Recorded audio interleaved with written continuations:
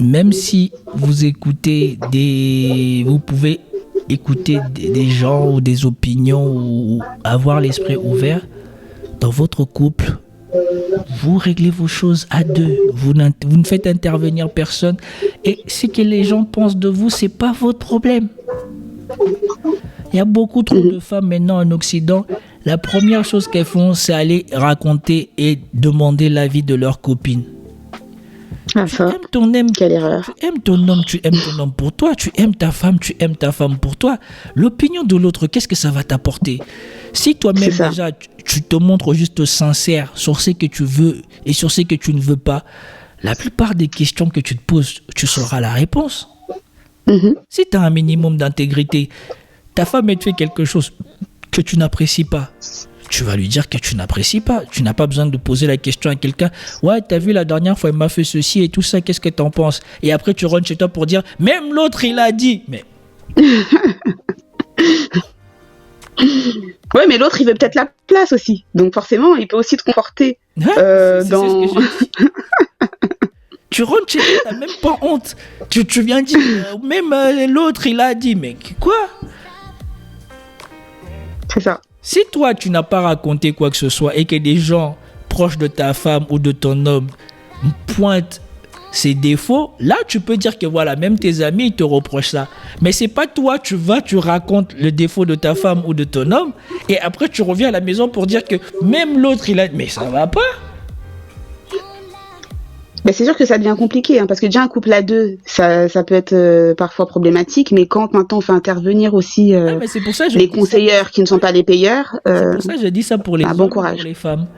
Le truc d'aller raconter ce que ta femme ou ton homme a fait et après de rentrer chez toi pour dire que même l'autre pense, même l'autre m'a conseillé, mais quoi, t'es pas assez adulte pour poser la question toi-même et pour savoir si j'ai touché les limites de ce que toi tu juges acceptable ou pas et que tu veux que je le fasse plus.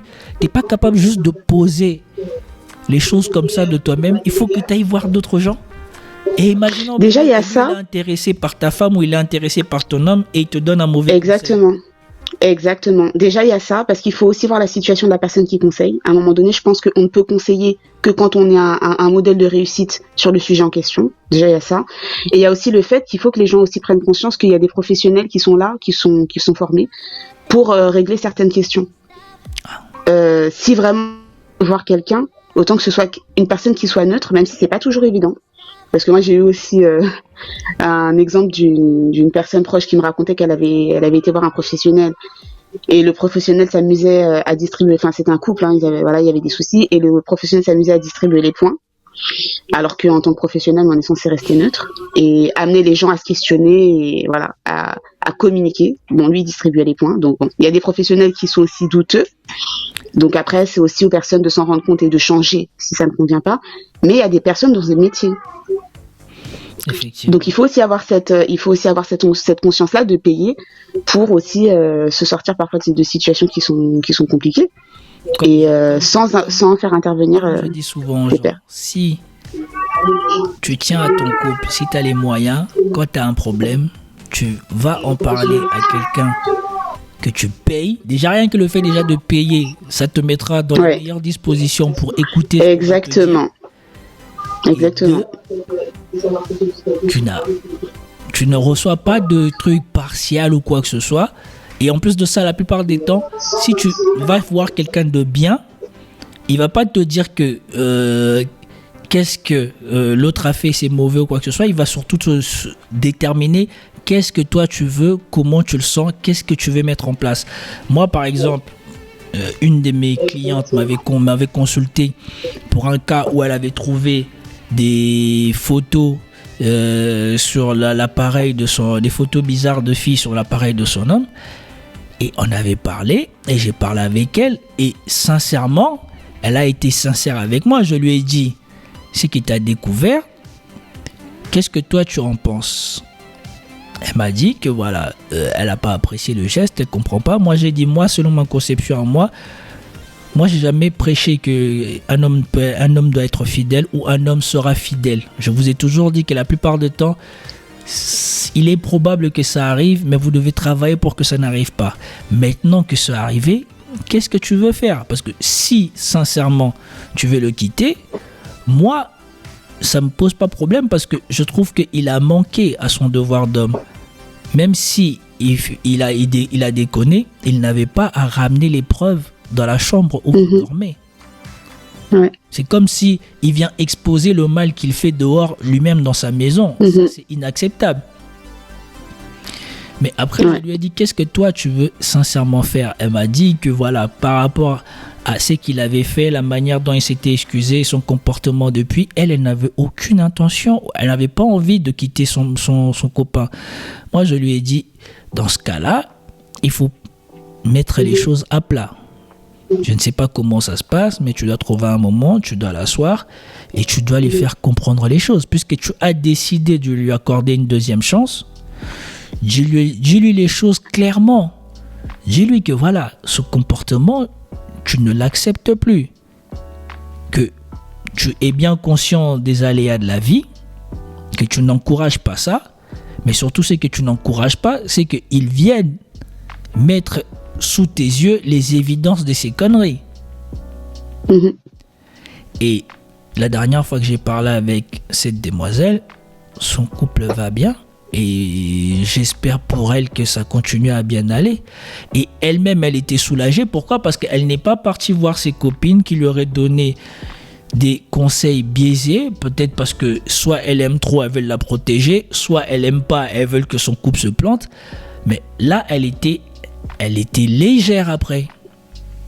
Oui. Parce qu'elle avait vidé son sac. Je lui avais repoussé dans ses retranchements pour vraiment savoir ce qu'elle voulait.